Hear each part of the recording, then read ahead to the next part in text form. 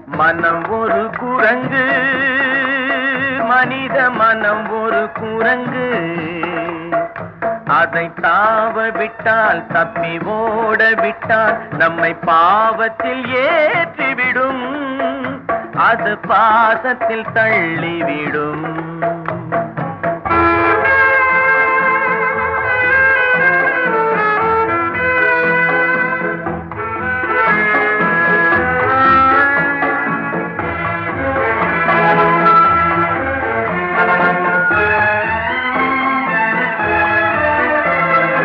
அடித்தாலும் அணைத்தாலும் வழிக்கு வராது.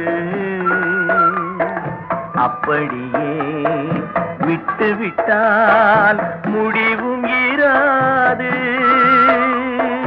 நயத்தாலும் பயத்தாலும் அடங்கி